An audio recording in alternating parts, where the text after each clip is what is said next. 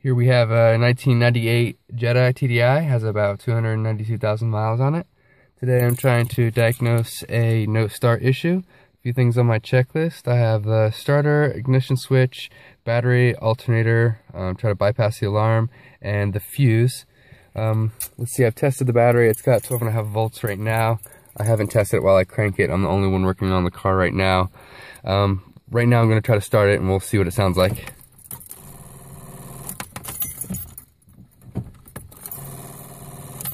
Now this is the first time it's actually done that click, click, click, click, click, click, click.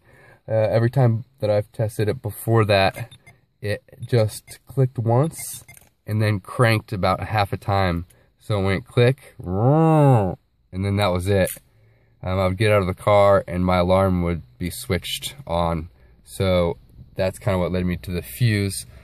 And then the whole night went by. I'm trying to get to work this morning. I come out to try to test it.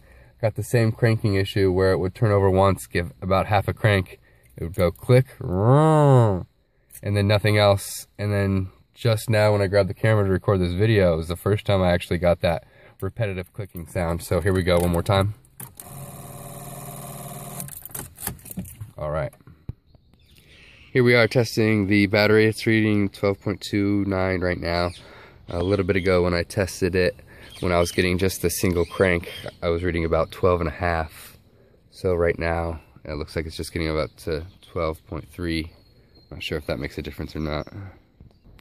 Reading some other stuff on YouTube there. Another gentleman had a 2000 Jetta, bought a new starter and everything, and ended up being the alarm fuse in port 32. I think it was a 20 amp.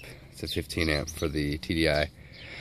Gotta investigate that, but I'm gonna stick this video online and see if you guys can help at all. I really appreciate all your input. Cheers.